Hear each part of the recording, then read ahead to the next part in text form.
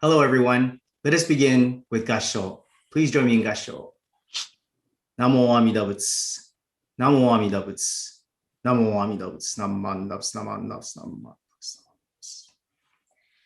Hello and welcome everyone to Immeasurable Encounterings, BCA Past, Present, and Future, the culmination of Buddhist Churches of America's National Council meeting hosted this year by the Bay District. Shout out to Bay for transitioning to virtual and pulling off more than a week's worth of events. We are your hosts today for today's lineup as we take you through the journey of where we have come from, where we are now, and where we will be going into the future. My name is Michiko Inanaga, and I am from the Orange County Buddhist Church located in sunny Anaheim, California, the happiest place on earth. Can you beat that, Taka? And I'm Michiko's little brother, Reverend Takashi Miyaji of the Southern Alameda County Buddhist Church, located in the beautiful Bay Area, Union City, California, to be exact. Join us as we have an eventful lineup planned for your viewing pleasure. We hope that today's event will be fun, but also informative in that you can get a glimpse of the Buddhist Churches of America, or more broadly, the Jodo Shinshu teaching, what its core values are, and where we are headed as a religious organization. That's right, Taka. This year's National Council meeting was particularly memorable in that we didn't have the pleasure of being able to see familiar old faces and meeting new ones while we all packed into a hotel somewhere, unfortunately. Right. Because of COVID, I've had to stay sober during these long meetings talking about the budget. My coffee mug actually has coffee in it now, as opposed to the usual Maker's Mark and coffee. Good night, Irene. But seriously though, Taka, what about today's lineup? Oh, hey, Taka, old man, are you sleeping already? Yes, the lineup. Well, we have a memorable one for you guys today. This year is extra special, not just because we get to participate in Zoom meetings literally in our pajamas, but more importantly, we get to honor someone who has contributed greatly to this organization and finally are able to recognize him after all these long months. Yes, former Bishop Umezu. Today's lineup will also include our very own and extremely talented group, Cherry Blossoms. We can't wait to hear their amazing talents. That's right. And today's events will also include a very special message encapsulating our theme of past, present, and future. Our special guest, Regina Boone, ladies and gentlemen, who will take us through her journey of finding her roots, the roots that ultimately came to firmly ground her as a person living today. Yes, that's right. A special message indeed. And even more to come, our current Bishop, Reverend Marvin Harada, will talk about his vision of the future of the BCA and his thoughts on our religious organization and Jodo Shinshu Buddhism here in America. Yes, our fearless leader will be dropping some knowledge about our future. And finally, folks, we will be talking about what that future means in concrete terms as we seek to take a step into our future through the Dharma Forward campaign. Well, what a great lineup, Taka. Much to do in so little time. And speaking of time, we were just talking about our family history, weren't we? Yeah, that's right, Mitch. As it turns out, we have a book on our family. According to it, it states that we are the 29th generation down in our family tree. Yes, that's right. 28 generations before us. It's a humbling reminder, not to mess it up, but it's a humbling reminder nonetheless that we are here because of the countless causes and conditions that we can't even begin to imagine. Shoot, I barely remember Oji-chan and Oba-chan, let alone 28 generations before me. It's astounding. But it also means every single one of us has come down a long line of people, too many of us, too many for us to be able to even count. Isn't it amazing? That's why we have services such as Eitaikyo to show our respect to our ancestors, but also the humble realization that we have no idea just how far we've come to as a person, as a family, as a community and a people, and as sentient beings. Thank you to Amida Buddha for teaching us this great lesson. Through this morning's Eitaikyo service, we did what we do best, honor our ancestors and those who have paved the way for us to be able to be here today. That's right, Mitch. If it's anything we do right around here, it's respecting our ancestors and those who came before us. We also wanted to thank Reverend Umezu for giving such a wonderful message. This is nothing short of the Buddhist teaching of Goeng, or causes and conditions. We respect and are humbled by our past. With that, we would like to move from honoring our past to honoring our present by recognizing our former Bishop, Reverend Kodo Umezu, who will also be giving us a special interview regarding his past experiences and where his hopes lie for the future of the BCA. Very special indeed. To introduce him, let's call on Dharma friend Karen Owak. You may recognize this longtime member of the Buddhist Church of Oakland from her weekend advice as the health expert on Cron 4 if you're in the Bay Area. She's known Sensei a long time and will help us honor him now. Take it away, Karen. Thank you for the introduction. I'm very happy to be a part of this. I've known Reverend Umezu for over 30 years. And I'd like to say when I met him, I was actually living in Southern California and came up to visit my parents. And at the time, my mother was terminally ill and Reverend Umezu came over to our home. And I have to say, I just felt an immediate connection to Reverend Umezu. He was very warm, very empathetic, and I always was attracted to his really bright smile. And then a couple of years later, we moved up here. So I returned back to the Oakland Temple and reunited with old friends. And as our children grew, Reverend Umezu's youngest daughter and my older son became active members of the Junior YBA. And therefore, Reverend Umezu, Janet, and I, we became very active parents of some Junior YBA children. So we have lots of fun and memorable experiences from that. Now, I'd like to take a few moments to highlight Reverend Umezu's early years, his BCA experience, a little of his personal life, and then also his very illustrious BCA career. Reverend Ukoto Umezu was born into a temple family in Yoshitomi, Japan, which is in the Fukuoka prefecture. He's the second son to Dosho and Atsuko Umezu, who were the 16th generation to oversee the 450-year-old Saikoji Temple. Upon completing his elementary school and high school education, Reverend Umezu attended Rukoku University, where he majored in Buddhist studies and received a degree in literature. He received Tokudo in February 1971, Kyoshi in March 1973, Kaikoshi in August 1973. And upon graduating in 1973, he applied to be an overseas minister and was assigned to the Buddhist Churches of America. In 1973, Reverend Umezu came to the US, and his first assignment was the Fresno Betsu Wing, where he worked under Rinban Jibun Kimura. At that time, he was considered the youngest minister to come to the BCA. Other ministers who have come to the US around the same time were Reverend Hattori, Reverend Aoki, Reverend Ota, Reverend Ishida, and Reverend Akio Miyaji, Reverend Takashi and Michiko's uncle. Now, while in Fresno, Reverend Umezu met his wife, Janet Teraoka, from Fowler, California. So I think he was doing a little bit more than just spreading the teachings of the Buddha.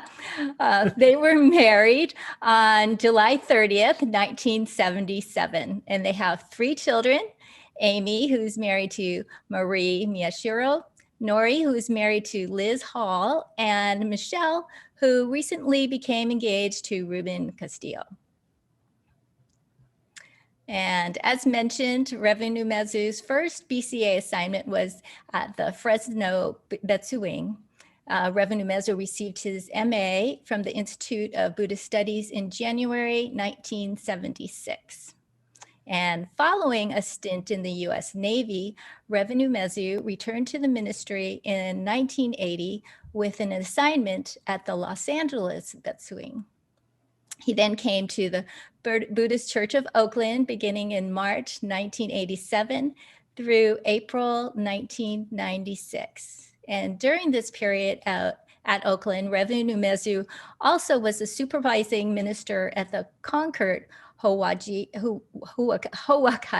and the Berkeley Buddhist Temple for a short time. He was the executive assistant to Bishop Watanabe from April 1996 to March 2004. Now, Reverend Umezu was he always had a passion for Buddhist education, so he was in his element when he was assumed the role of Director of the Center for Buddhist Education from April 2005 to March 2012. And in April 2012, Reverend Umezu was elected Bishop of the Buddhist Churches of America. He served 2 four-year terms from April 2012 until March 2020, at which time he retired from the BCA. Next, we'd like to share our video slideshow of Reverend Umezu's BCA career.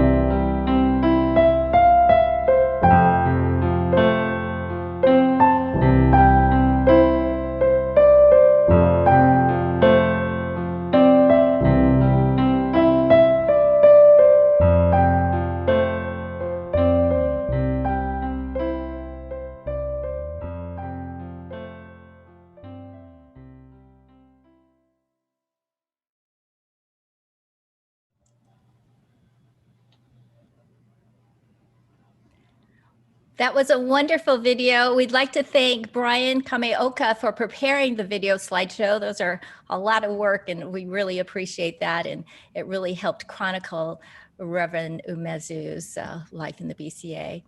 We'd also like to thank Miko Shudo of the musical group Cherry Blossoms and Reverend Bridge for the beautiful background music played in the video.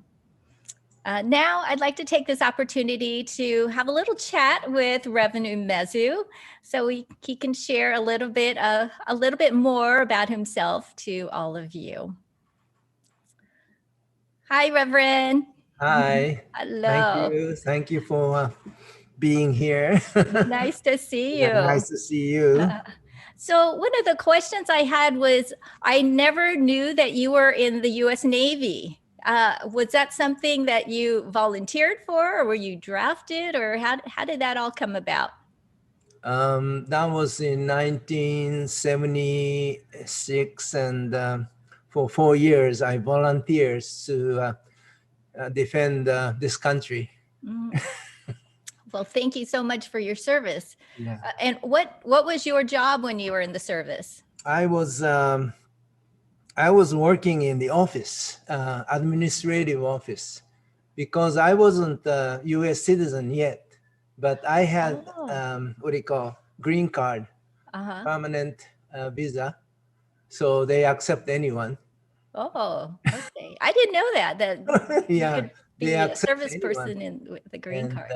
I was a fish, and I signed and served for 4 years, and I was in the office, so I was able to type and do some things, minimum things, so they accepted me.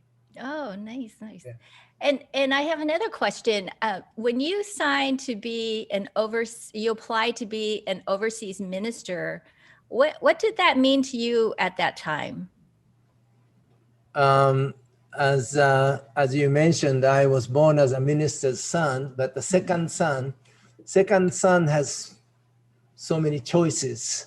I didn't have to become an ordained minister, but I didn't want to become just a businessman. And that I didn't know exactly what I wanted to be. And my family didn't have, my family wasn't wealthy, and Japanese temple family, usually eldest son is expected to take over the temple. So members financially help the first son to go to Kyoto to receive education. So second son, I didn't have that privilege. So I almost gave up going to college. So after high school, I was going to work. But due to many causes and conditions, if I start going into this, it's going to be like 1 hour, so I cannot go into that. But I decided to try to be a minister, not in Japan, overseas. And there was a special course being offered under Honganji system. So I decided to go to the Honganji training course. That's where I met all the senseis like Ram Miyamura, and I think Ran could share more stories in those days, but these radical sensei students in Kyoto playing around or studying hard. And actually Ran was one of my teachers for that language. So anyway, I decided to take the course.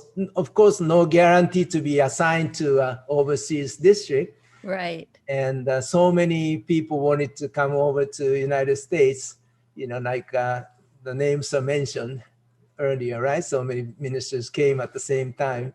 Miyaji Sensei and myself, we are almost like kicked out.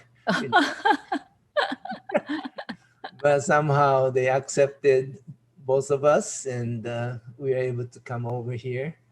And even after I came here, so many ministers, no temples to go.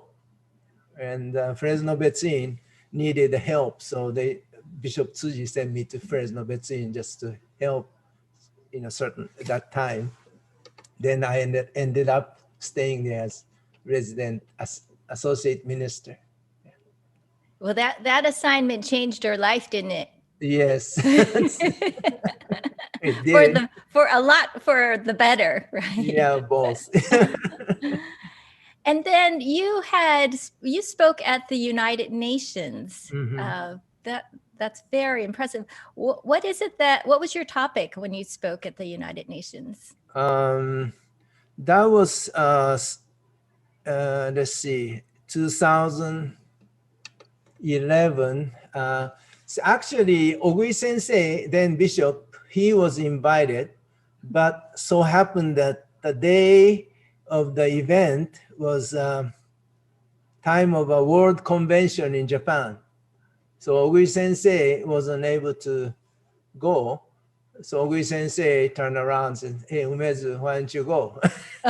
So it's not me, it's just the BCA being recognized, and I was sent by Ogui Sensei, and that was to commemorate the Buddha's 2,600 years of year anniversary of enlightenment. There are so many different Buddhist groups. Each group has a different year to recognize enlightenment year, but this is more like a Sri Lankan tradition. According to Sri Lanka way, that year 2011 was the 2600th anniversary for his enlightenment, and the theme was, I still remember, peace, harmony, and coexistence. Oh, That was the theme. well, what an honor to have been able to have that opportunity. I know. It's Well- not like this kind of podium, huge podium, Yeah, I bet. huge. And I was so, overwhelmed, but this is the place all the President Kennedy and all these people had, spoken. I said, oh, I have to say Namo Amida Butsu. So I said Namo Amida Butsu, several times to let the building hear Namo Amida Butsu. Yeah, it was my day. I have to say thank you to Fujinkai for having the World Convention on that day. Wow. Well, it's been wonderful hearing your stories, Sensei. We now have some presentations of gifts for you. So our first we have a presentation from Reverend Marvin Harada, Bishop from the Buddhist Churches of America. Hello, everyone. I have two presentations. The first is from the BCA. Allow me to read this. Certificate of Appreciation, Reverend Kodo Umezu. In recognition of your 47 years of dedicated service as a Kaikyoshi of the Buddhist Churches of America, this certificate of appreciation is presented to you on this occasion of your retirement with deepest gratitude and appreciation. Thank you for helping to nurture the seed of the Nembutsu teaching here in America. May your life continue to be guided by Amida's infinite wisdom and compassion. The second certificate is from the Honganji. I'd like to read it in Japanese. Hyōshō, Umezu Kodo Dono, あなたは47年の長きにわたり、北米海峡区海峡市として活躍され、もってご褒義繁盛と宗門交流に寄与された功績は誠に堅調であります。よってここに表物を送り、これを表彰します。令和2年3月31日、浄土真宗本願寺派総長岩上志子。On behalf of Governor General Reverend Iwagami. Reverend Umezu has already received a retirement gift on behalf of the BCA that was extended to him. And on a personal note, I would just like to add that I had the great privilege of serving under Reverend Umezu as his executive assistant and CBE co-director. We used to talk almost every day on the telephone. I would just like to share with all of you that I think Reverend Umezu's legacy in the future as bishop is probably something that most of you don't know about. And that is the start of the Jodo Shinshu International Office, the JSIO. This was Reverend Umezu's idea. He presented the idea to the Honganji leadership, and they said, that's a great idea. And with that, we have now established worldwide propagation of Shin Buddhism through the Jodo Shinshu International Office. I think decades to come, this will be Reverend Umezu's great legacy. Congratulations, Sensei. And Thank you very much for your enjoy help your and retirement. support, friendship for many years. Thank you. Our next presentation is from Reverend Dr. David Matsumoto from the Institute of Buddhist Studies.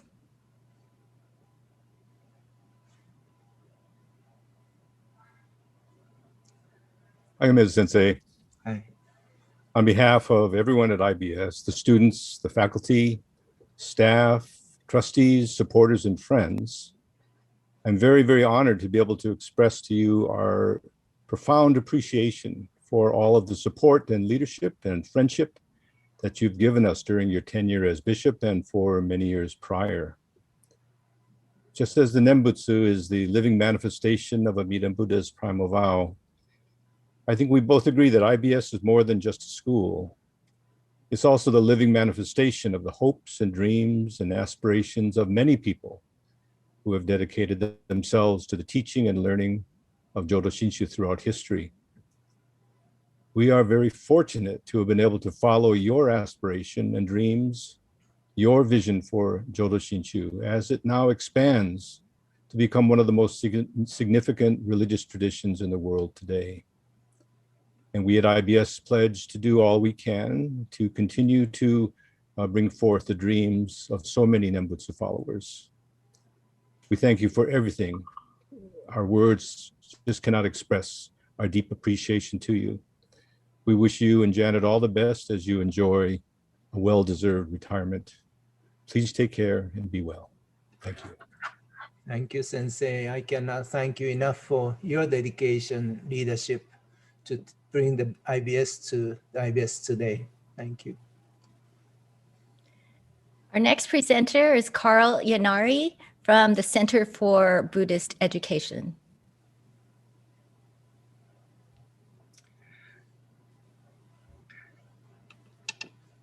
Hello, Umezu Sensei.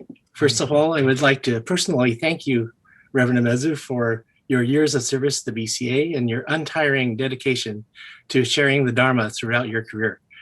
I am here on behalf of the governing board, director, and staff of the Center for Buddhist Education to express our appreciation for your vision and efforts towards making the CBE respected presence in Buddhist education.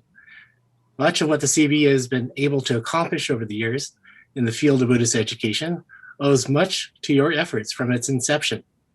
What started out as just a vision back in 2005 and armed with just a small volunteer staff, you guided the CBE through its infancy by providing workshops and seminars on a wide array of topics. Thanks to your out-of-the-box thinking and your leadership, you offered Buddhist education programs to the young, old, ministers and lay, lifelong Shin Buddhists and new Dharma seekers, and Buddhists and non-Buddhists. And you were able to leverage the Jodo Shinshu Center into a hub of Buddhist education. Heck, they even named the Hondo after you. Through all your efforts of educating ever-increasing numbers through the years, I hear is your curry, though, that was a good part of the attraction for those all-day seminars. I even hear that you're responsible for Yumi Hata changing her name from Julie to Yumi, but that's a story for another day. So, but all kidding aside, your dedication to the CBE as its inaugural director and the years you're BCA bishop is deeply appreciated. And now on behalf of the CBE, I would like to virtually present you a token of our appreciation and wish you the very best in your retirement. Umezu Sensei, domo arigatou gozaimasu. When I think about the CBE, I cannot thank enough the group called National Buddhist Women's Association. BCA had no budget for CBE.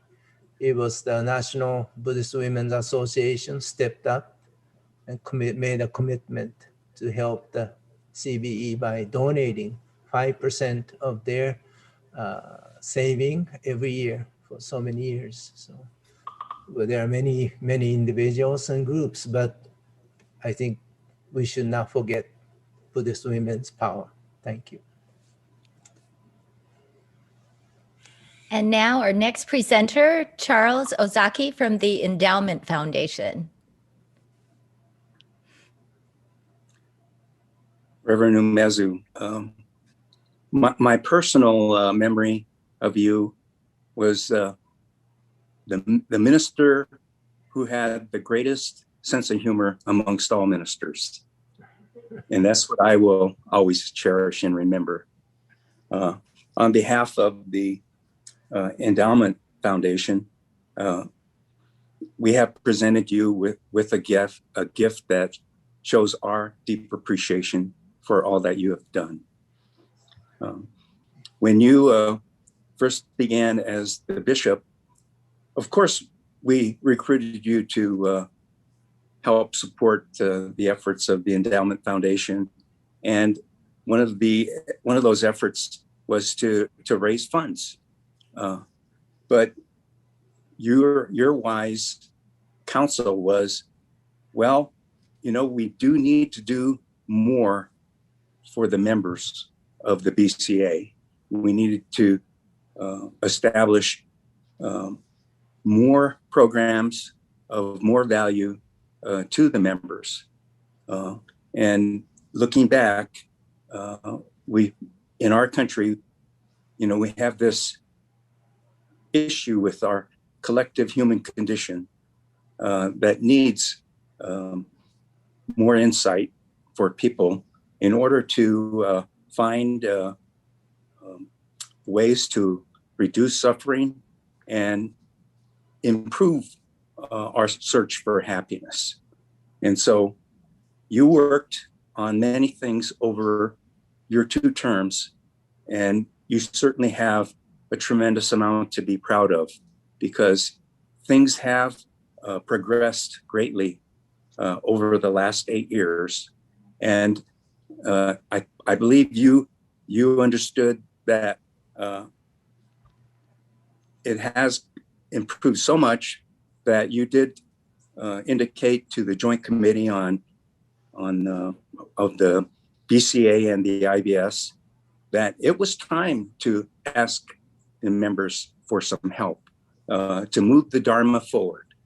And so with your leadership, that whole initiative has come to fruition and is moving forward this year.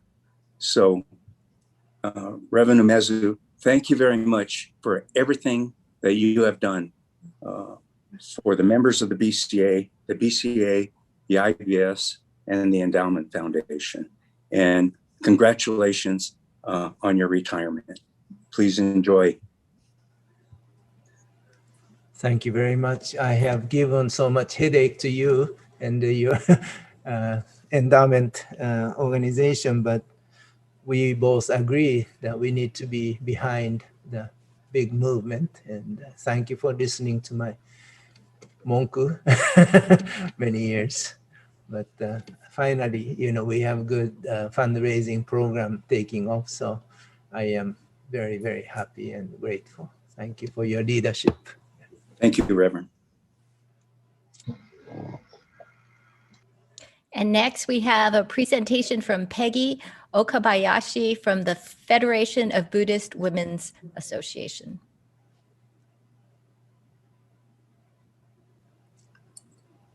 Hello, Sensei. Hi.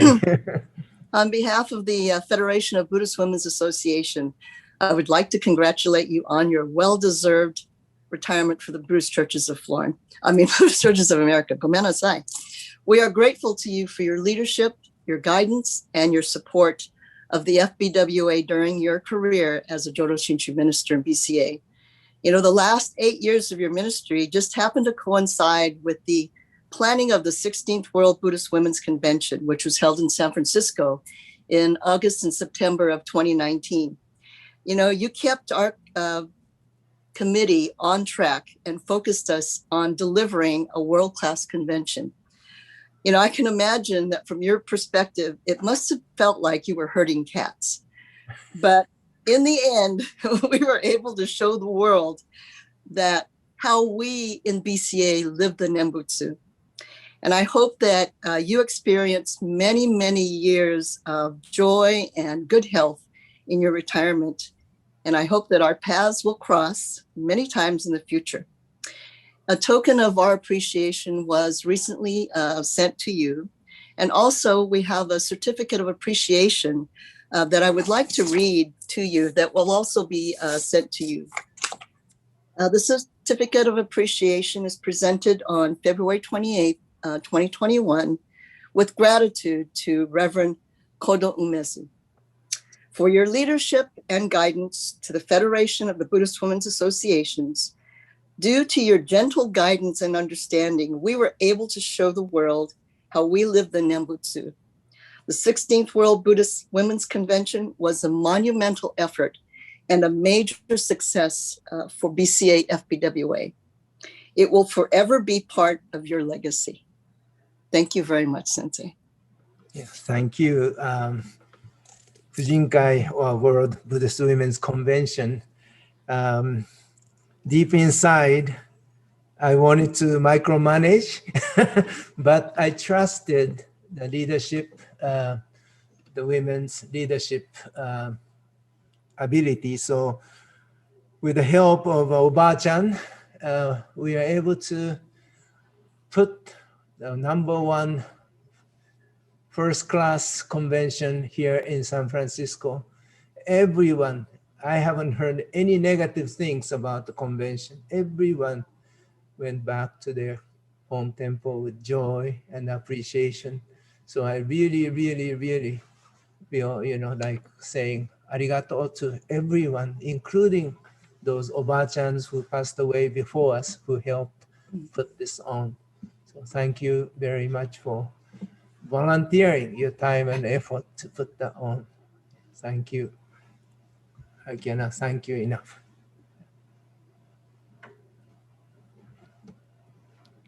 And our next presenter, Koichi Sayano from the Federation of Dharma School Teachers League.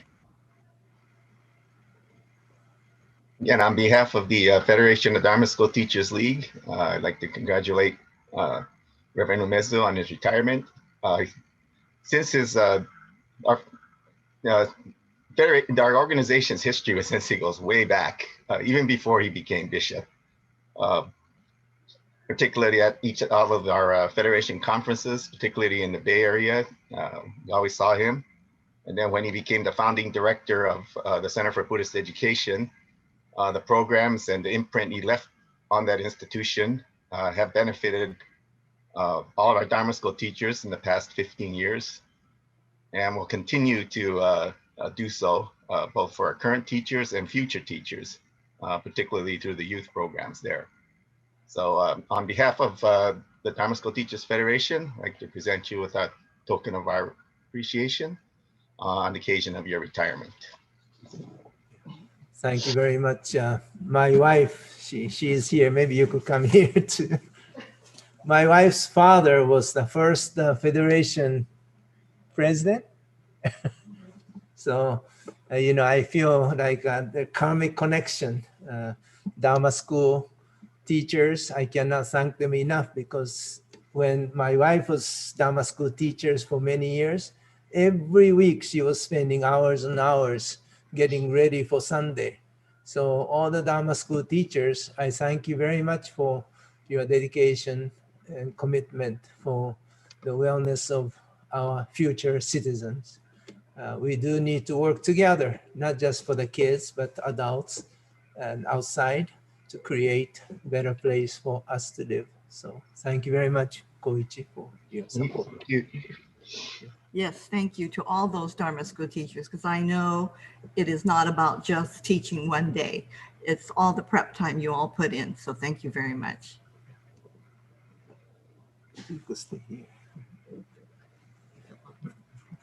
Reverend Umezu, would you like to say any Anything else? Any few words? First, I have to apologize to my wife. She knows more than I do.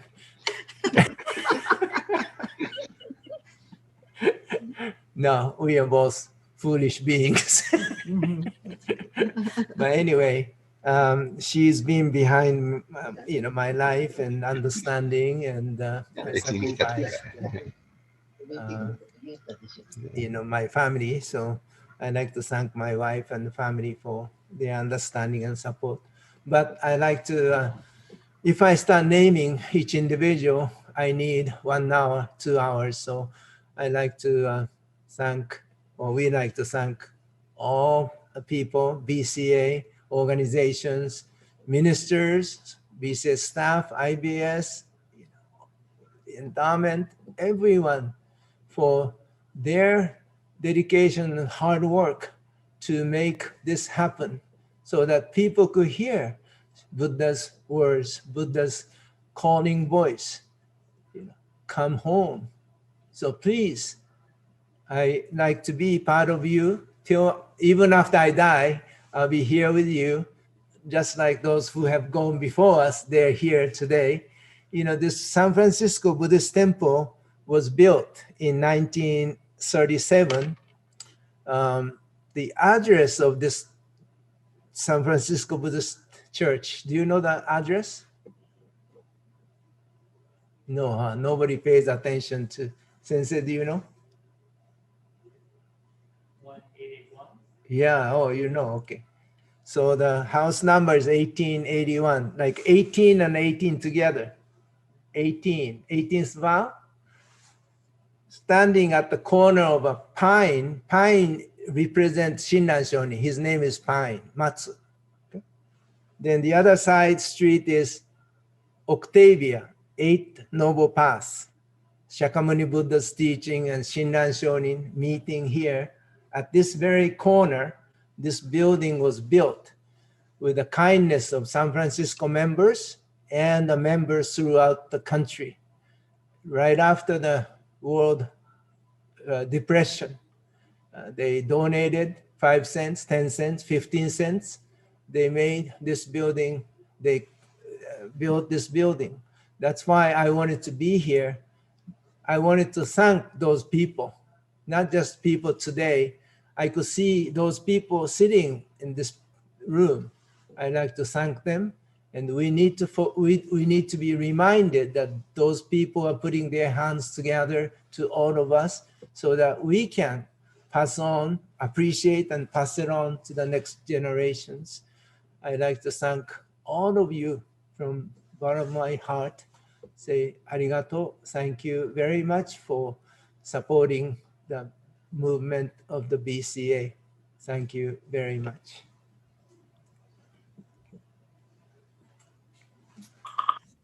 And thank you, Reverend. You will always be with us.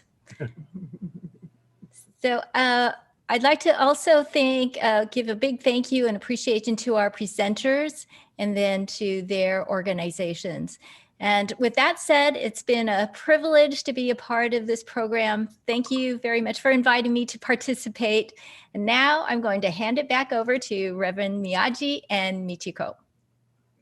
Thank you. Wow. Thank you, Karen, for moderating. And to all the presenters, thank you very much, Reverend Umezu, for your fabulous career and major contributions. I think I speak for all the ministers when I say thank you for your years of service and for being such a fantastic spiritual guide for all of us on the Nimbutsu path. We are truly grateful for your hard work. That's right. Special thank you to Reverend Umezu for your contribution to this organization and for the spread of the Jodo Shinshu teaching throughout America and beyond. It's so nice to have you here live with us today. And thank you to all the presenters as well. And so great to see Janet too. Hey, Taka, what's your favorite recollection or first recollection of Reverend Umezu? Well, I don't know if this was the first time, but I do remember him coming up to us once and saying, "Do you know Shinran Shonin?" "Yeah, I know, but the Fujinkai not meeting for another 2 weeks, so we should tell them soon, okay?" Hotoke no kodomo has deep meaning. Nice memories. Wow. Hey, can you do one of Reverend Mark? Okay, I'll try. Oh yeah, yeah. That's my best shot. Not bad, not bad. Hey, that's great. Well, here's a group maybe you can't impersonate, the Cherry Blossoms. They too have a linked history growing up in their respective temples of Florin, Oxnard, and OCBC. Lisa Horikawa, Miko Shudo, and Emily Imazumi spent time together at youth conferences and events and have become like sisters. It's the power of youth activities. That's right. First sharing their talents at Techno Buddha in 2016. The Cherry Blossoms have performed for the 2019 World Buddhist Women's Convention, as well as traveling to Japan for the Tohoku Goodwill Tour with the Grateful Dead. And by Grateful Dead, I mean the Grateful Crane. Here with an original composition composed by Miko Shudo with Japanese lyrics by Masami Amakawa, please welcome the Cherry Blossoms singing My Pain, My Joy.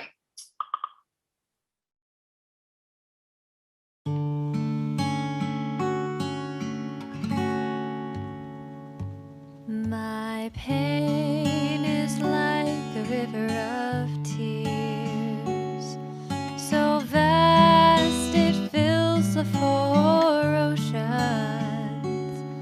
My joy is like the spring, so warm the flowers bloom. My heart it sings the truth of what I feel,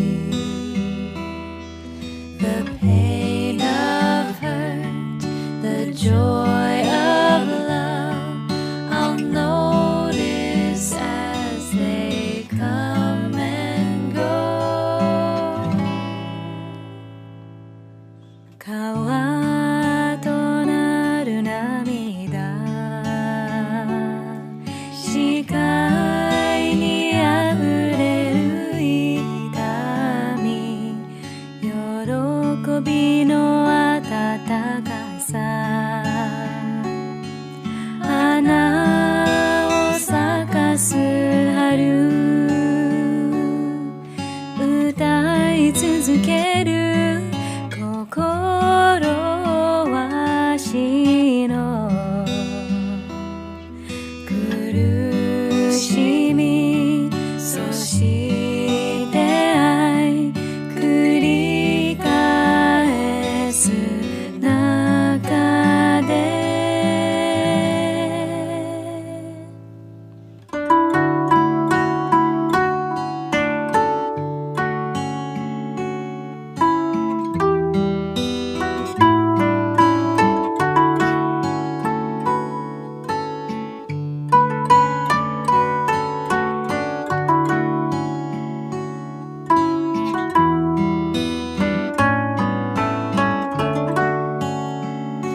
My cries and laughter blend, till my pain and joy are one. I will cradle them with care, my compassion I can share. My heart it sings the truth of what I feel, the pain of hurt, the joy of love, I'll notice as they come and go. My pain is like a river of tears, so vast it fills the four oceans. My joy is like the spring, so warm the flowers bloom.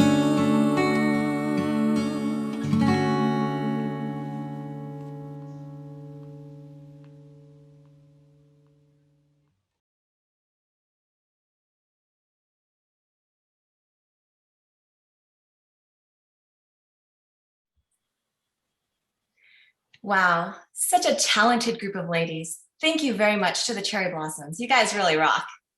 Thank you, guys. More to come from them. Next, we would like to introduce you to a person by the name of Regina Boone. Regina Boone's story was featured on the Japanese channel NHK. Her story was so unique and special that there was a documentary filmed about her journey.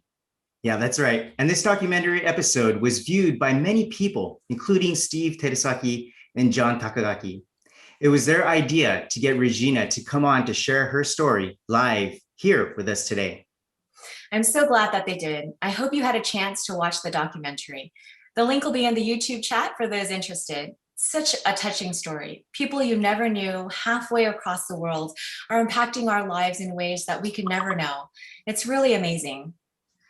We thought it would be really fitting to have the minister who Regina met and helped her along parts of this journey introduce her today. Rev Ron Miyamura of the Midwest Buddhist Temple is here to introduce Regina. Following her presentation, Steve Terasaki will hold a conversation with her. Steve is part of the National Council Meeting Organizing Committee and was the first to reach out to Regina. Take it away, Miyamura Sensei.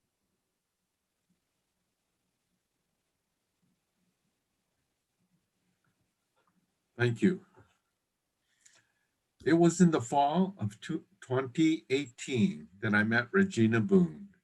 She and an NHK film crew came to Chicago and the Midwest Buddhist Temple because I had responded to an inquiry about a Tsuruju Miyazaki. I had found an entry in the diary of the late Reverend Gyodo Kono about a wake and a funeral held in early August of 1946. This was Regina Boone's grandfather, who was never able to return to Suffolk, Virginia, where he lived. Regina Boone is an award-winning photojournalist, working for the family weekly newspaper, the Richmond Free Press, as well as the Detroit Free Press. In 2016, Time magazine used one of her photos as a cover image, documenting the Flint, Michigan water crisis. This same photograph of a toddler afflicted by the contaminated water in Flint became one of CNN's 2020 list of the 100 photos that define the decade. Regina went to high school in Baltimore and then attended Spelman College in Atlanta, Georgia. She went on to teach English in the JET program for 3 years in Osaka, Japan. And during that time, she was able to backpack through Thailand, Indonesia, India, Nepal, Kenya, South Africa, Tanzania, Uganda, Egypt, and Holland. Later, she studied photojournalism as a graduate student at the Ohio University School of Visual Communications. In 2018, she completed the Knight Wallace Foundation Fellowship at the University of Michigan. And during that time, she began researching her paternal Japanese grandfather, Teruju Miyazaki, and his wrongful arrest on December 7th, 1941 in Suffolk, Virginia, along with so many other Japanese and Japanese Americans across the country. Her father, Raymond H. Boone, the managing editor of the Richmond Free Press, was just 3 years old and never saw his father again. Regina got her last assignment during the last days while her father was fighting pancreatic cancer. That assignment was to find out more about the father he never knew. I hope you have seen the NHK documentary, but we today get to hear from Regina Boone.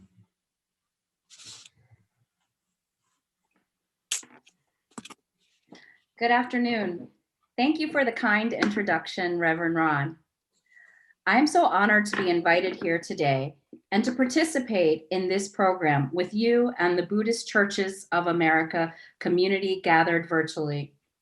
Thank you so much to the planning committee and to Steve, who invited me when the world was so different nearly 2 years ago. I want to talk to you about the Dharma of my life story. Dharma, as you know, is that universal truth taught by Buddha that says life involves suffering, but there is a way out if you follow the Eightfold Path: right understanding, right intention, right speech, right action, right livelihood, right effort, right mindfulness, and right concentration. My journey toward this understanding has involved many people, many experiences, many locations, many joys, and much pain. Where I might not have been able to see the threads of my existence as more than a tangle at one point in my life's journey, now I see how they have come together as a cohesive whole. It is important for you to understand who I am. I am a photojournalist, a truth seeker. I paint pictures with the light I see. I lock in moments. I help others tell their story, share their joy, pain, and trauma. It has only been recently that I started coming from behind my camera and letting the light actually shine on me a bit. Let me tell you how I got here, to this very place where I understand fully who I am and what I'm meant to do in this world. I was led here by my paternal grandfather, Tsuruju Miyazaki, an Issei born in Minami Shimabara, Nagasaki. He left his family and home behind to find where he belonged in this complicated and big world. He was just 14 and the youngest son of a working class Buddhist practicing family. He came to the United States in 1922 as a coal heaver on a ship called the Texas Maru after living in Marseille, France for a few years. He established himself as a good neighbor and businessman in Virginia, opening 2 restaurants in the Jim Crow South, where he shared a part of his culinary world with a Black community that accepted him. He was at home with this community, ultimately falling in love with a Black woman who would bear him 2 sons. On the face of it, it is the quintessential American story. An immigrant comes here to make a new way for himself. He does, and then create something new. But there were darker forces at play that would upend this tale. Anti-Japanese sentiment increased during the Second World War, turning so-called model immigrants and US citizens into suspected enemies. People had their eye on my grandfather as a result. And so when Japanese warplanes attacked Pearl Harbor in December 1941, he was among the countless people of Japanese ancestry unjustly taken from their families and wrongfully incarcerated throughout the nation. It was an injustice that turned my grandmother into a single mother and my father and uncle into fatherless boys. The trauma of this history made my father an old soul in a little boy's body, and later a crusader against societal wrongs. For most of his life, he did not speak much about his Japanese heritage. The pain of this fatherless child was all too real. All of these details, unbeknownst to me, most of my life, was shaping and preparing me for now. As each of you know, life is largely about perspective, about processing thought and connecting to what we see and feel. What I have learned is that there are no coincidences.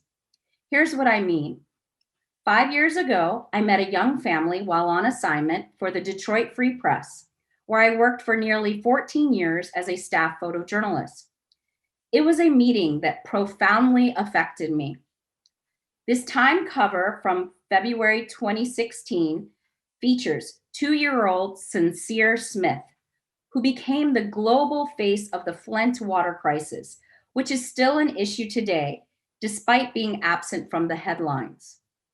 Millions in Flint became poisoned when the city switched the water supply in 2014 from the Detroit system to the untreated and lead-filled Flint River to save money. There is a message in Sincere's name, a reminder to approach life and everything with sincerity. Sincere caused me to stop and see from his perspective. He drew me in with his eyes. We connected instantly and intentionally. I listened as Sincere's mom told my colleague and me about purchasing water to cook with, to drink, to bathe, wash dishes with, and even to give to the family puppy. As she spoke, I watched her pour bottled water into a plastic bowl, heat it in the microwave, and then soak a tattered washcloth in that bowl before doing her best to gently run it over her son's rash-covered body. Sincere's eyes changed from a bright and cheery child to tearful as his mother washed him. Sincere's mother explained that it had been like this every day since she noticed that Sincere's skin was changing. His doctor told her it most certainly was the poisonous water from the Flint River, the very water that ran through the pipes in their home, causing this. She said when he bathed in the home's tap water, his skin broke out and burned. She added that ritual and its effect caused emotional pain to ripple through the entire household. Listening, I hung on every word and felt them to my core. I also held back tears as I worked, all the while focusing on breathing as deeply as I could and just listening and being mindful and in the moment.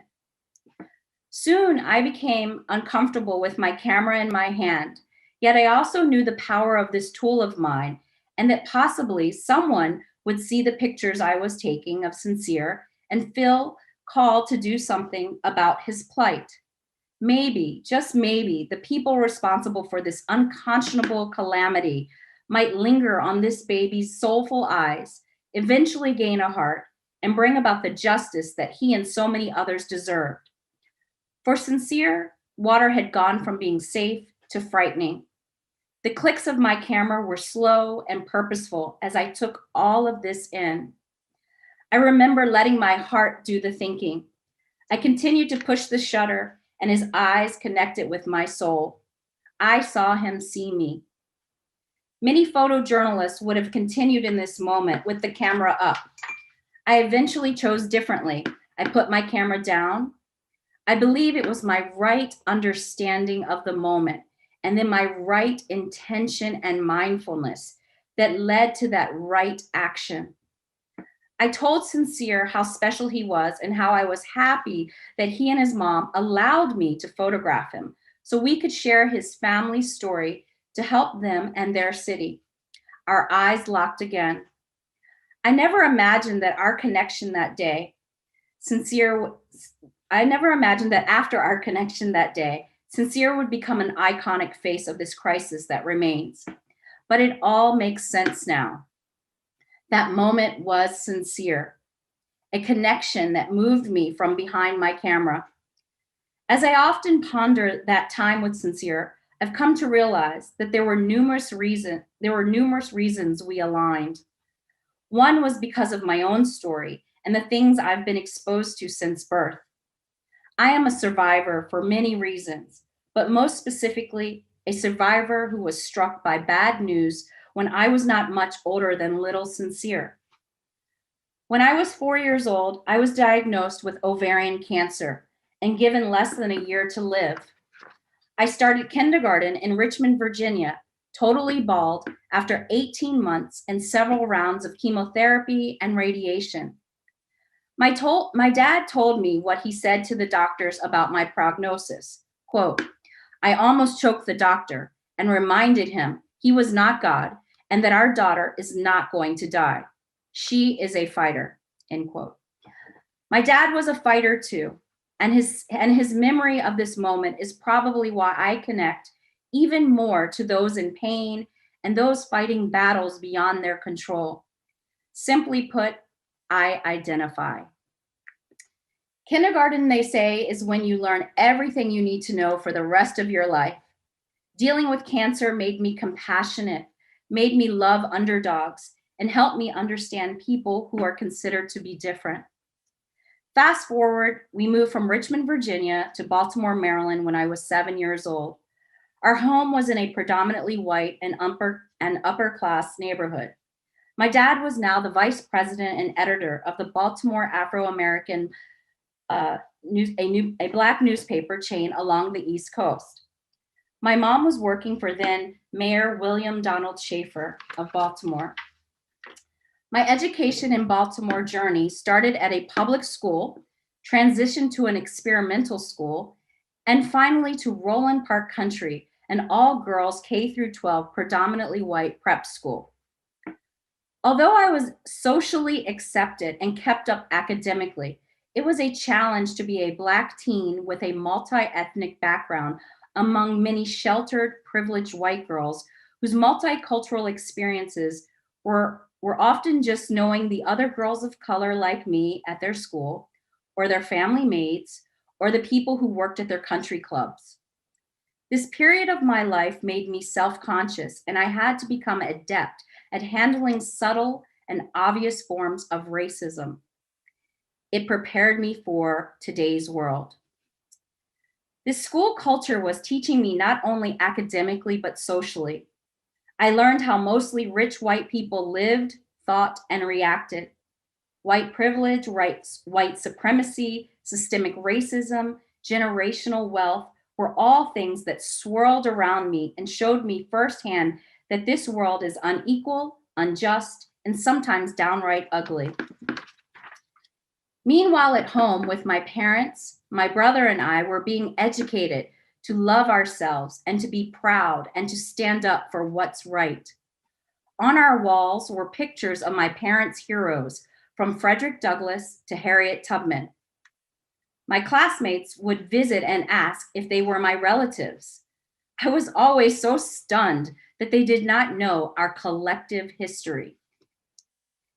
It was also during these teen years that my dad shared with me during a short road trip that his father had been Japanese and had been unjustly treated by this country. This was more for me to deeply ponder and connect to. My mother by this time was working at the Children's Defense Fund in Washington, D.C. Visits to her office made me realize there were many ways to fight for equality and her work there.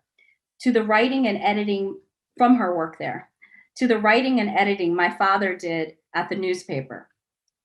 I began to take note. I was existing in multiple worlds, yet I truly had not found my true self, and I was feeling some discomfort, which, as we know from Dharma, comes from desire and grasping. But I would soon find there was a way out. I realize now this way out would eventually come through right understanding, right intention, right speech, right action, right livelihood, right effort, right mindfulness, and right connection. Choosing what was next after high school was difficult. My parents wanted me to go to an HBCU, a historically Black college and university, and I was adamant about actually not wanting to. At that time, I did not understand from where I sat at my prep school the importance of attending an institution where I could be in the majority and not have to explain my life entirely. I did not realize how tired I was and how I was always maneuvering to stay afloat. But I needed to open another door to push me closer to my true self. I did not understand how I would eventually evolve at Spelman College, a college for Black women of all kinds from all different worlds. Actually, Akemi Kochiyama, the granddaughter of Yuri and Bill Kochiyama, and I attended college at the same time, but we did not connect until it was just right, last year during the pandemic over Zoom. So I graduated from Spelman in 1992. I then decided after that to walk through yet another door to a different part of my story that I had not quite delved into yet. Little did I know it, but I was beginning to heal many years of intergenerational pain and trauma with this new path I was on. I was drawn to Osaka, Japan, to teach English on the JET program to junior high school students without knowing Japanese or much about the culture, even though my paternal grandfather was Japanese. At that time, the news from Japan often spewed anti-Black sentiments from its then prime minister, and images of some of its pop culture were excessively racist and dehumanizing. I felt a duty to go and prove them wrong and to set the record straight. I was also curious about this land where my grandfather was born, his journey toward America, and how he found love with my Black grandmother. I figured if my grandparents had connected so many years ago under harsh circumstances in the Jim Crow South, I could pick up where they left off by helping to build a bridge between two seemingly unlikely communities once again. While in Japan, I did not begin my ancestral research. Instead, I learned about Japanese culture, the language, and made friends with colleagues and students who would learn from me that the stereotypes that they may have been exposed to about Black Americans were wrong. I also began to feel at home in a country that was in fact a part of me. When I left Japan 3 years later, I traveled through Southeast Asia, East Africa, South Africa, and Europe, 11 months with just a backpack and my camera. Following my odyssey around the world, I found myself back home. My parents had left Baltimore and returned to Richmond, Virginia to start a community newspaper called the Richmond Free Press. This is where I began my career as a photojournalist before heading to graduate school at Ohio University's School of Visual Communication. Just before graduation, I locked in a job with the Detroit Free Press, where I worked until 4 years ago. This was the job where I met Sincere, but it would also put me in close proximity to a program that would change my life forever, the prestigious Knight Wallace Fellowship at the University of Michigan in Ann Arbor, where I was accepted for the 2017-2018 academic year. This unique program allows mid-career journalists like me to take a big exhale and clock out completely from the newsroom, from daily deadlines, and from the stress of the day-to-day grind. Although I'm a visual storyteller, I opted for something completely different and very personal to pursue. My project in a nutshell was to piece together facts to help find the missing pieces of my family puzzle. I would go on a search for Suruju, my grandfather. I did it because it was my father's last assignment for me. He was losing a hard-fought 10-month battle with pancreatic cancer as we began to have conversations we never fully had before. The most memorable and impactful one was about his Japanese dad that he barely knew or remembered. He revealed he missed knowing him. He wanted to know his story and encouraged from his bed that I should too. This was shocking since I had asked questions on and off most of my life, but barely got answers. He asked my mom and me to be sure to include his mother and father's name in his obituary. He challenged me from his bed to dig for the truth, our truth. I was given a heavy task. I took many deep breaths after my dad slipped away, pondering how would I accomplish this daunting task and how these answers would change my path, my thoughts, and even the pages of history. While on the fellowship, I had access to all of the resources on the University of Michigan's campus. I also had time on my side to sit and think and to begin to understand the pain and trauma my father carried his entire life, the pain of a father he never knew. I began to feel that pain too. I began to understand all of our stories even more. I began to connect the dots, realizing this is my story too. I opened yet another door and took another huge breath as I got closer to one more layer of my personal core by figuring out what actually happened to my grandfather. I learned more of the specifics about his final years than my 77-year-old dad knew at the time of his death. My dad definitely passed a baton to me. My father probably never imagined I'd find as much as I have unearthed over the past few years. Pages in a diary about my grandfather's funeral at Midwest Buddhist Temple in Chicago, family in Japan, a new community of friends from the West Coast to Chicago to Arkansas, and connections to people from all over the world who share history that should not be forgotten. I have found myself traveling home in so many ways, and I am finding comfort along the way, despite the obstacles I piece together and still bump into today. But it is my focus on being present, listening, and understanding how everything and everyone fits together that has empowered me to fulfill my promise to my father.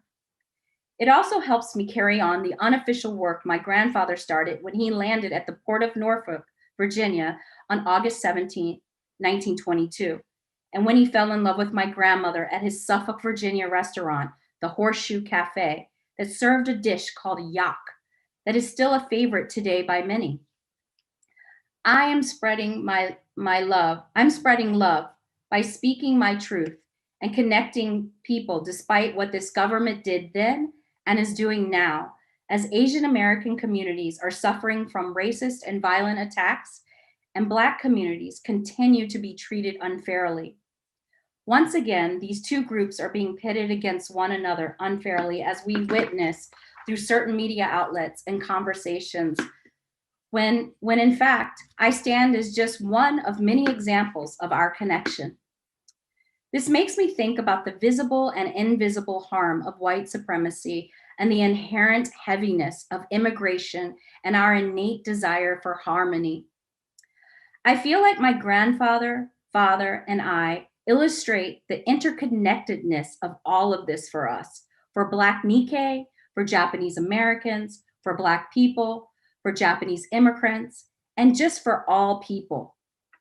I realize how discovering family history has a distinct purpose and destiny. It helps us understand who we are and where we've been. But if we pay close attention, there are lessons there, roadmaps that offer clues on how to pave our collective future. My journey deep into the past is my search for a better future for everyone.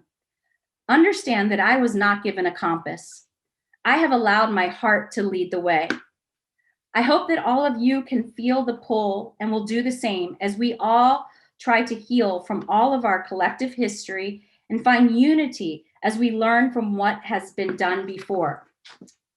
But it requires us to breathe and be still as we listen to one another's stories. As I have often heard, if the future is to be lived, the past must be understood. I invite you to go into this world and spread the love we share as we fight against hatred for all people facing massive obstacles put forth by racist ideologies. We have much work to do, but I can see a pond filled with beautiful lotus flowers reminding us that we will push through the mud and bloom one day, but we must be intentional about our collective effort. I will continue to do my part, to stand up, to speak out, and to be sincere in all I do. I hope you will too. Thank you so much for listening.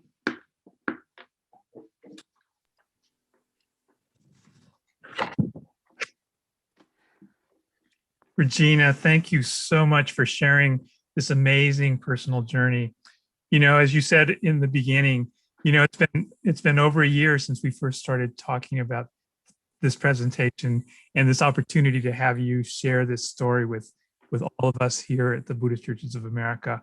You know, it was in yesterday's Dharma talk by Reverend Patty Usuki, who talked about how life takes unusual twists and turns. And I have to say, your story captures all of that Reverend Patty Usuki spoke about yesterday.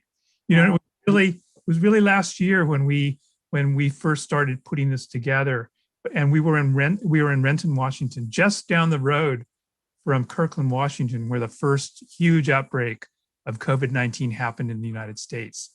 And who could have imagined what has happened in this last year? And I'm so grateful we're able to have you join us here virtually from Richmond, Virginia. Yes, thank you so Be much. able to share this incredible story with us. Thank So, you. You know, I thought that our audience might enjoy hearing on certain topics, certain themes that I'd like to expand upon as I listen to your personal journey. So one of the topics that one of the themes that came out was opening new doors and walking through them. And one of the doors that you walked through was at the Midwest Buddhist Temple, and you're encountering Reverend Ron Miyamura. Yeah. So how did that advance your search for your grandfather at that time? So yeah, that incident or that occurrence was just so emotional, because I remember meeting Reverend Ron, and I remember being led to that room where the diary was and him reading the pages. And I guess those pages, even though they were from 1946, I felt like I was in that space, maybe with my grandfather and with the people present. And it just sort of, it broke my heart, but then it also made me know that my grandfather was not alone, and that he was with a community, with his community, with our community. And it made me more connected. And I just felt this sort of draw, this pull. And so, yeah, it was quite emotional. The other door that you walked through was Yeah. the Minami Shimabara. And Yes. my father's cousins, Sumi and Yuri, and that in how they filmed that in the documentary. Yes. How did, tell us a little bit about walking through that door and the whole experience of seeing that photograph again. Oh my gosh.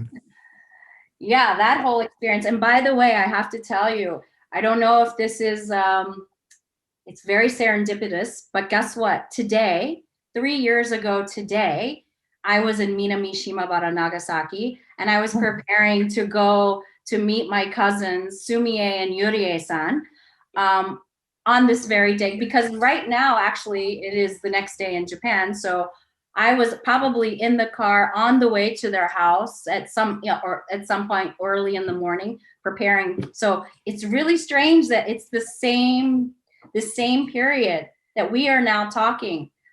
And I guess there is no coincidence, like I said.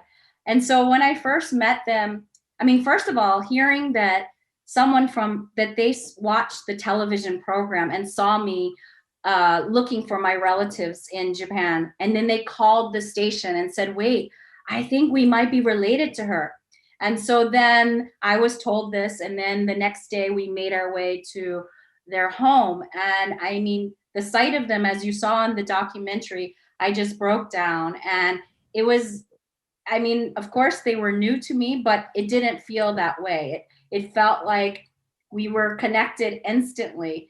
And I just felt all the pain, like, of my dad, even my grandfather, because my grandfather never came back home again either. So I just felt like, wow. I mean, it was just so heavy.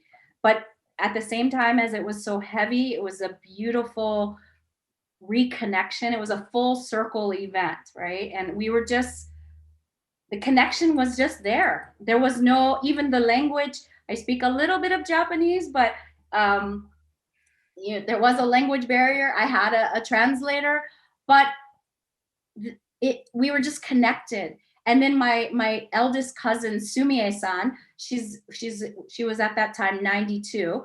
And she said, wow, this must have been the reason I lived so long, to welcome you back home and to lead you to your grandfather, because your grandfather has been waiting for you. And oh my God, that just, I lost it. That sends chills whenever you tell me that story. Yeah. And then they led me into their house, and they led me into one of the tatami rooms where their family butsudan sits. And as I walked in, I looked, and there was this picture, about a 5x7 old frame picture of my grandfather on their butsudan. Yes, this picture. And there he was looking out at me, and I'm looking at him, and I'm looking at my family, and I'm like, oh my gosh, I felt like I was in a dream. I mean, I think there's no other word but to describe it, but a miracle. And it was such a beautiful moment in time where we all came together, and I could feel the presence of my ancestors as I stood or sat in that place at that moment, trying to collect my emotions. Thank you for sharing that. One of the things that you spoke about too was, in the Jodo Shinshu tradition is the Eightfold Noble Path and right action and right effort. And, you spoke about right action as part of your journey with Sincere. And that's such an emotional story too, about Sincere and his battle with the Flint River water issues. But how has that kind of episode in your life informed your involvement with movements like Sudo for Solidarity, for participation in the Days of Remembrance events, even today's issues around anti-Asian American violence, and other social justice endeavors that are happening? So might you speak a little bit about how that sense of right action is impacting, is directing your life today? I mean, I think just in a nutshell, what it comes down to is that, yes, Sincere caused me to pause and to really think about living my life in a more sincere way, in a more personal way. And so as I lead my life now, I'm doing things with intention, and I'm involved with things that mean something to me. So Sudo for Solidarity, I found that organization, and it means something to me to be a part of it, to be a part of fighting for what the group stands for, because I am in step with what their ideologies are, and now I'm a part of the community. And that's another thing. I've now entered into a Japanese American space, and so that in itself is new, but it doesn't feel new. It feels very welcoming, and it feels like I am where I'm supposed to be. So basically, with everything that I'm doing right now, I realize I have a limited time on this earth.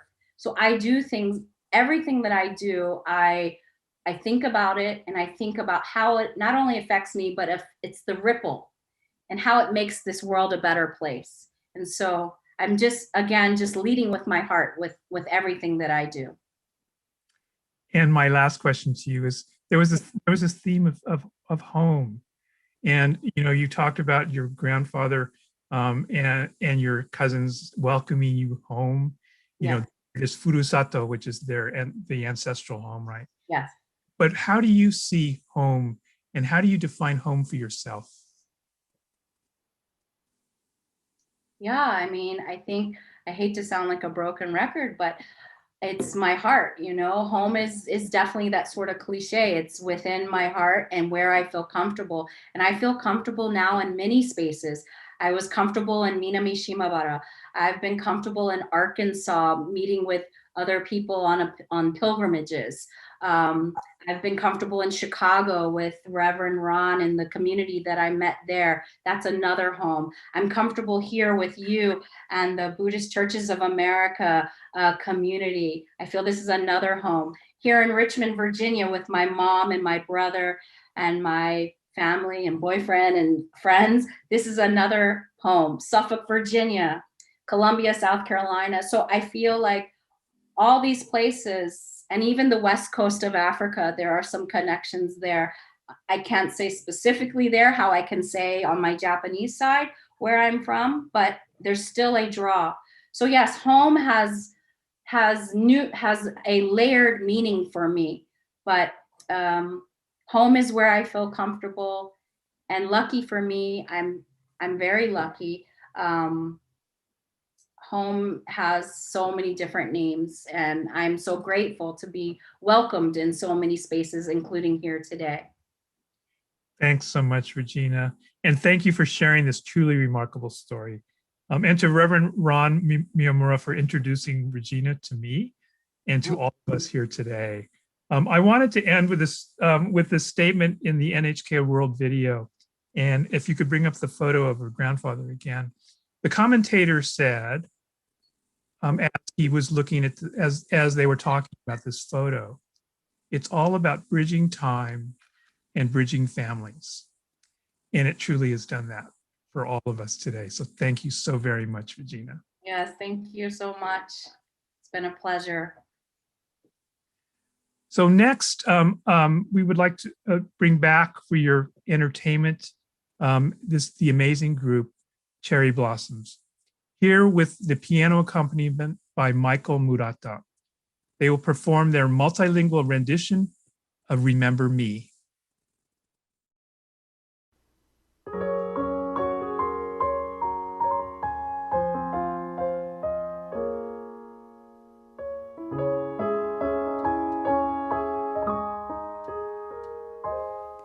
Remember me お別れだけど Remember me 忘れないでたとえ離れても心一つお前を思い歌うこの歌 Remember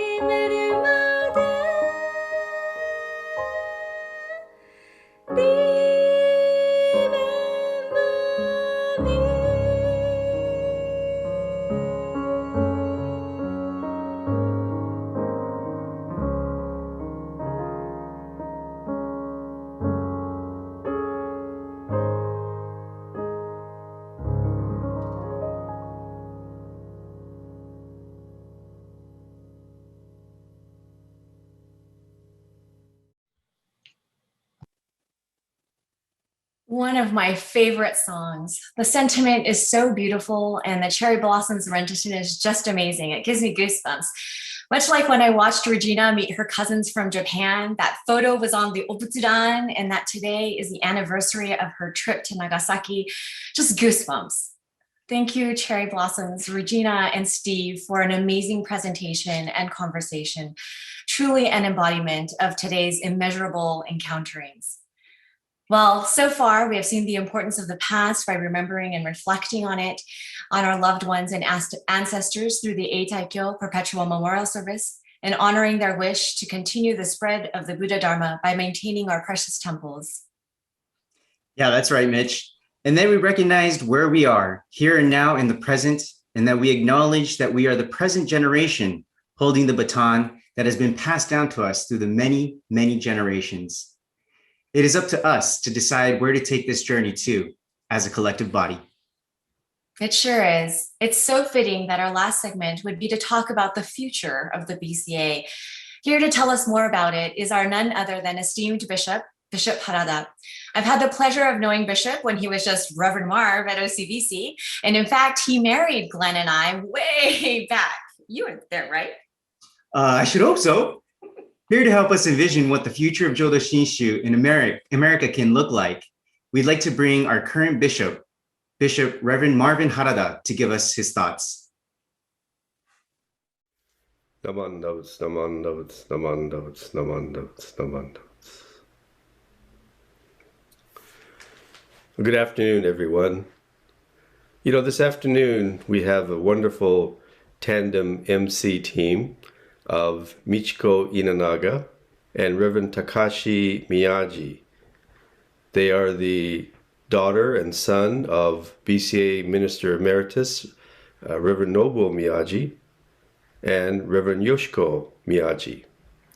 They're also the granddaughter and grandson of the late Professor Kakue Miyagi. But I'd like to talk about yet another Miyagi today, their uncle, Reverend Akio Miyagi. I had the great fortune of serving with Reverend Akio Miyagi at Orange County Buddhist Church for a number of years. Today I'd like to borrow a metaphor that he often used in his funeral or memorial service sermons. Reverend Miyagi used to talk about the importance of using our rear view mirror when we drive. And with his sort of Japanese accent, he would call it the bakumira, referring to the rear view mirror. And he said, when we drive, it's very important to look in our bakumira, our rear view mirror. We have to see if maybe there's an ambulance coming from behind. So when we drive, of course, we're always looking in our rear view mirror. And that is our past. Our past in our Buddhist tradition, we can go all the way back to Shakyamuni Buddha when we pay gratitude to our past. And at the Eitaikyo service this morning, we paid respect to our past, the ministers and members whose dedication created our temples and the BCA and have shared the Dharma and transmitted it to us. But when we drive, you can't just always look in the back mirror or your rear view mirror. You have to also look what's right in front of you. If you don't, you'll run into something or hit something. So we have to look what is right in front of us, and that is our present. That is our present. Our present that we have all endured this year has been this terrible pandemic that we faced. But we have adapted to it. We have been very creative and innovative, although our churches and temples have been closed. So many ministers are doing some really innovative and creative things to share the Dharma virtually by YouTube, Facebook, Zoom.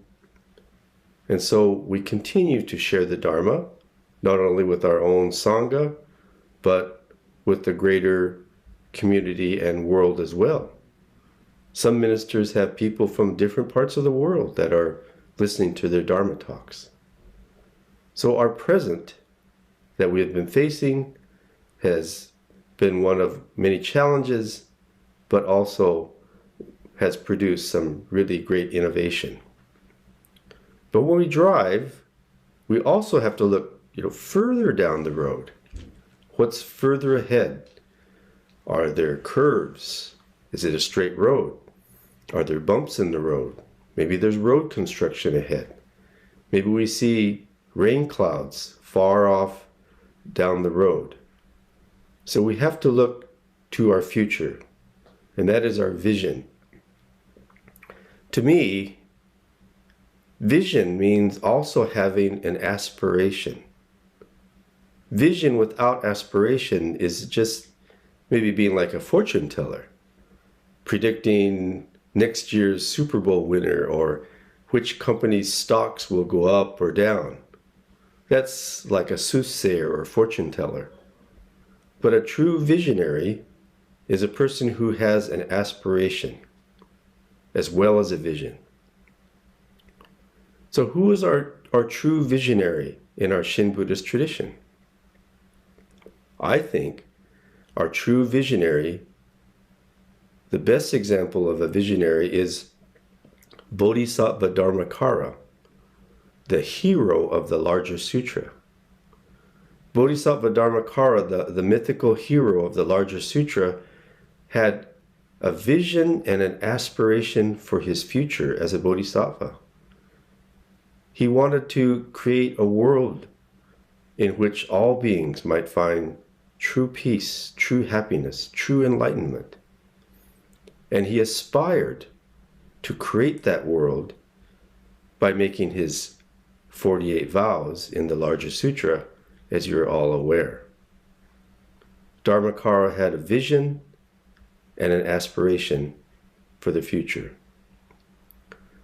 Well, I am not Bodhisattva Dharmakara, but I have a vision and I have an aspiration for our future, for our BCA. I see a future in which our sanghas and our temples will be vibrant. We'll have great diversity. We'll have people from all backgrounds, all ages, all genders, all ethnicities, and people of various sexual orientations as well. And we'll work together as a harmonious sangha, listening to the Dharma, sharing the Dharma, studying the Dharma, discussing the Dharma. The Dharma will be our focus of our future sanghas. I also have an aspiration and a vision that our temples will be financially sound, that we'll be able to support our temples, support our sanghas, support our ministers, and move the Dharma forward, truly. I hope that all of you will share in that vision for our future and have an aspiration to share the Dharma, to seek the Dharma, to listen to the Dharma, and let the Dharma, the Nembutsu, be the very focus of our life, the core of our being. And when we do that, we cannot help but move the Dharma forward. Namandavats, namandavats, namandavats. Thank you very much.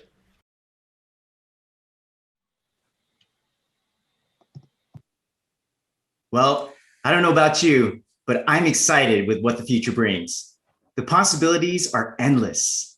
I know that the BCA is in good hands under Bishop's leadership and that we each play a part. How we write this next chapter is up to us. Did you know that BCA and IBS, the Institute of Buddhist Studies, have teamed up to secure the future of Jodo Shinshu in America? Through a joint effort called the Dharma Forward campaign, we're going to be able to synergistically build in our respective areas so that the dedicated resources are available to secure needed infrastructure. So working hand in hand, we are able to create strength and solidarity. Yeah, we all have an important function in this whole process. It's poetically Buddhist, right? I'd say so. A fundamental point is that we are all interconnected. Let's show everyone the video so they can see for themselves. Great.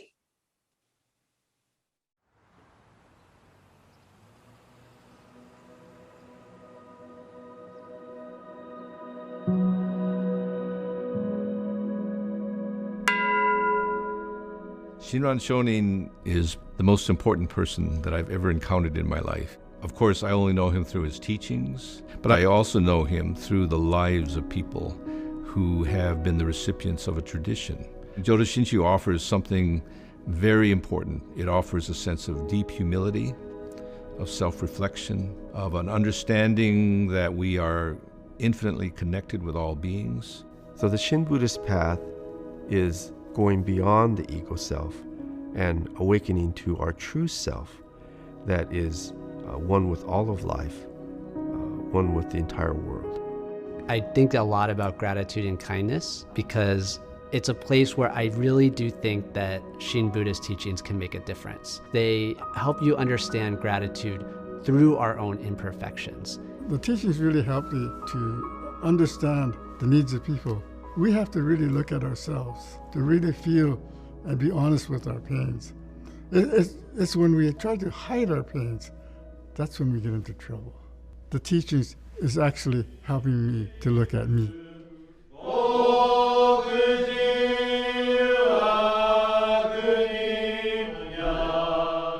My path to Shin Buddhism is due to my family. I'm actually from a ministerial family. We still have a family temple in Fukuoka. I'm actually the 4th generation Shibata to serve in the Buddhist Churches of America, and it's quite an honor for me to be able to carry on this family legacy. I was raised as a Shin Buddhist. We were members of the temple in Eastern Oregon. My father was a farmer there. Although I didn't understand the minister's sermon or anything, hearing them chant, hearing them say the Nembutsu with such sort of conviction was something that struck me even at a young age. Back in the late 19th century, persons from Japan began to immigrate to the United States. And as their families began to grow, they realized that the spiritual aspect of their lives was something that was missing. My parents were farmers. They lived a very difficult life, but then they found that the teachings sustained them. That was the foundation in which they decided that they needed to build places where young people can learn about the teachings. And then in the 1940s, as we all know, World War II happened. Persons of Japanese ancestry were taken from their homes and sent off to camps. Among them, a great majority were Buddhists. The driving force that kept them going was the importance of the teachings. That experience actually, in some ways, motivated people to protect and to try and grow the teachings afterward. After the end of the war, in the 1950s, the Buddhist Studies Center became the official ministerial training center for the BCA. And in 1969, it became the Institute of Buddhist Studies. After that time, IBS has continued to both grow in breadth and as well as depth.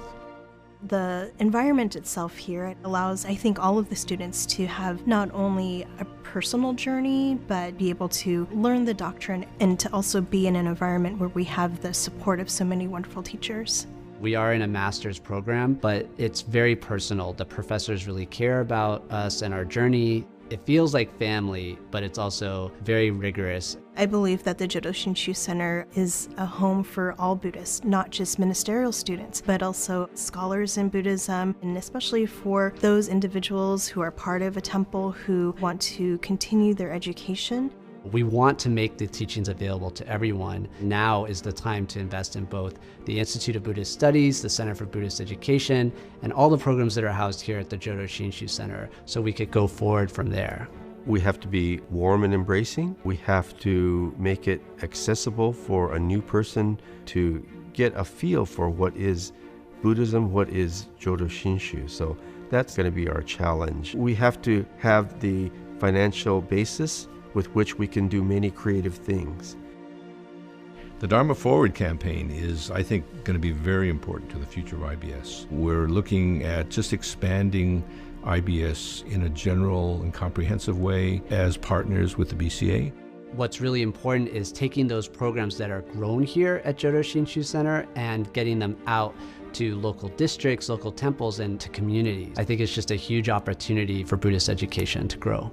We are working toward having a more robust distance learning program. Many of our ministers' assistants who want to study at IBS don't live in Berkeley. So we are moving toward offering all of our core Jodo Shinshu courses as online courses. Digital resources would be very valuable for even just local temples as well, to be able to get different perspectives from so many wonderful teachers that we have within the Buddhist Churches of America. Dharma Forward to me means going forward together in the Dharma. Several years down the line to look back and see how Buddhist education has grown based on the fact that we all got together and said, we want to do this. It's just something that I would be so happy to be a part of. We have to really think about what Sangha means. It means that group of all Buddhist followers. Our contributions would not only benefit our own temple Sangha, but benefit BCA as a whole. When I think of how we got to this point, I have to think about all the generations of people that carried the Dharma forward to me. It's having my family sacrifice their life in Japan to be able to come here to carry the Dharma so that generations and generations of individuals have this opportunity to hear the wonderful teachings of Shinran Shonin and the Buddha. Recently, I've learned about the monarch butterfly and their annual migration. That to me is such a beautiful metaphor for our life as a Buddhist and Dharma Forward. The monarch butterfly starts its migration from Mexico, and then they begin to fly to the north, even into Canada and northern parts of the United States. By the fall time, then they begin their migration back to the south. Over this course of 1 year's time, it takes 4 generations to complete that 1 year journey. Some of them even go back to the same tree that their ancestor came from. Each generation of monarch butterfly does its task so that their species continues. If the Dharma has impacted us in any manner, then we have a sense of responsibility to carry it forward, not just through reciting the Nembutsu, but you have to share the teachings. The Dharma has always gone forward. The Dharma always wants one thing, to have the teachings support the needs of people and to bring them up from their issues and problems. If we can get the people to share these teachings with the world, then I think the contribution will be really great. All of our temples were built and founded by a spirit, a dedication to transmit the teachings. And so we have all seen that success at the local level historically, and I know we have it within us to do it again for the future. We're moving forward. We are a part of this movement to move into new horizons, to understand and meet new challenges, to find ways of resolving them. I think that's, to me, what Dharma Forward implies. It's a wonderful, wonderful phrase that really captures the essence of this campaign.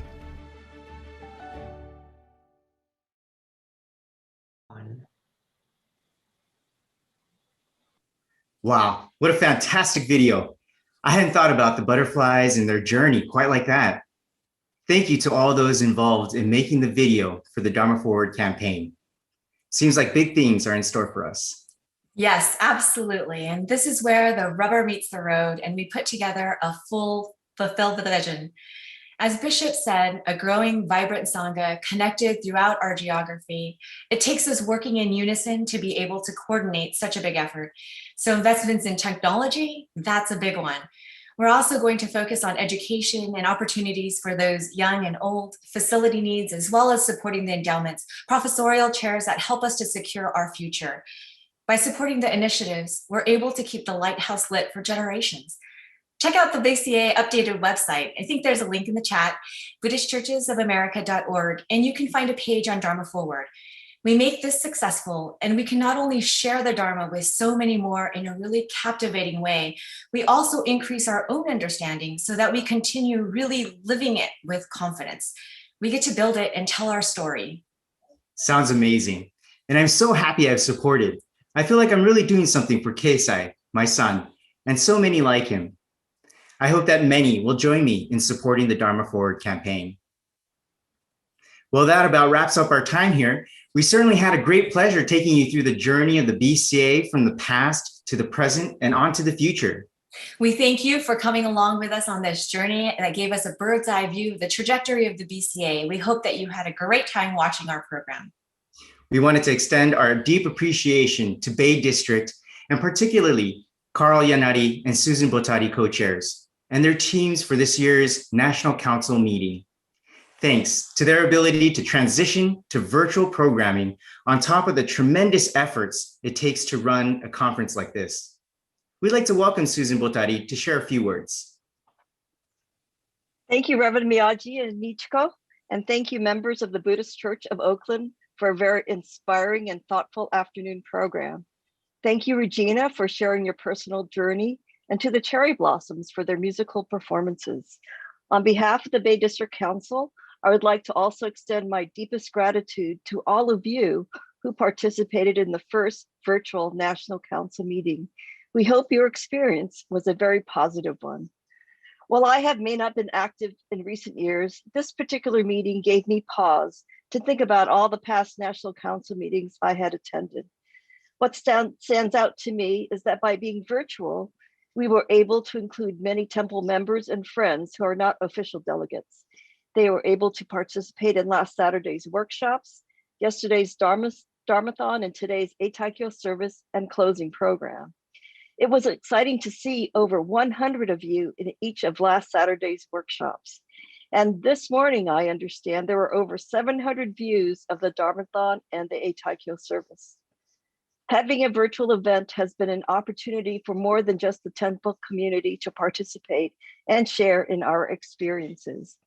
But a question from David Unruh from class reminded me of what we did miss. He asked, where's the hospitality room? What we missed this year was the opportunity to personally gather and interact with one another, not only to share the Dharma, but to share all the delicious food and drinks in the hospitality room, the spam musubi, the chow mein, bachan's cookies, scotch and sodas. And did you miss the hugs, the handshakes, and the laughter? I sure did. Yes, the National Council meeting is an important aspect in conducting the business of our organization, but it's also just important to connect with one another on a more personal level. Over the course of the last 20 plus years, I have made lifelong friends throughout the BCA and have always felt comfortable and welcomed as I visited and attended services at temples and churches throughout the BCA and Hawaii. I'm also very encouraged to see temple leaders and delegates who are 30, 20, and even 10 years younger than me. Their enthusiasm and energy are vital in maintaining the essence of the BCA. We need to encourage and be supportive of their visions. At this time, I'd like to thank Bishop Harada, Dr. Kent Matsuda, and the Executive Committee for their support of our efforts in hosting this virtual National Council meeting. We're grateful to the Bay District Ministers Association and the Bay District Council members and temples for the tremendous effort they put forth to ensure this virtual conference became a reality. In particular, I'd like to acknowledge the extraordinary technical expertise and talents of Bradley Menda of the Berkeley Buddhist Temple and Carl Yanari of the Palo Alto Buddhist Temple. They were instrumental in ensuring that all of the workshops, the programs, the Dharmathon, and the meeting ran smoothly over the course of 4 days. While we do not know how the future will look, we do know that the Central California District will be hosting the 2022 National Council meeting. Until we meet again, please stay safe, keep healthy, and take care. And I'll turn this back over to Reverend Miyagi and Michiko. Thank you very much, Susan, for your hard work and for recognizing all the people who put in such a tremendous amount of effort into this whole event. We wanted to extend our special congratulations to the former Bishop, Reverend Kodo Umezu, and thank him for his many years of service. Reverend Umezu here We would also like to thank and give a special recognition to the BCA Kaikyoshi who have retired this year, Reverend Fumiaki Usuki, Reverend Yukiko Motoyoshi, Reverend Paddy Usuki, and finally, Reverend Ronald Kobata. Thank you for your wonderful years of dedication and service to the BCA and for the spread of the Jodo Shinshu teaching here in America. Okay? Thank you, Susan, to you and your team's dedication. Special thanks to the Cherry Blossoms for their wonderful and memorable music that brought joy to our hearts. And finally, thank you to our special guest, Regina Boone, for sharing her experiences. And to borrow for her, if the future is to be lived, then the past must be understood. Such a great point that our past can give us strength to take the next step forward. Thanks, Taka, for all that you and the ministers do every day. And to everyone watching here today, please be safe. Take care as you make your way to your kitchen for your late afternoon snack. And we hope and look forward to seeing everyone in person, hopefully next year. Thank you, Michiko. Thank you, everyone, for tuning in to today's program, Immeasurable Encounterings, BCA Past, Present, and Future. That will conclude the 2021 National Council meeting. We will end this event with closing gassho. Please join me in gassho. Namo Amida Butsu. Namo Amida Butsu. Namo Amida Butsu. Namo Amida Butsu. Thank you, Dharma friends. So long. See you soon.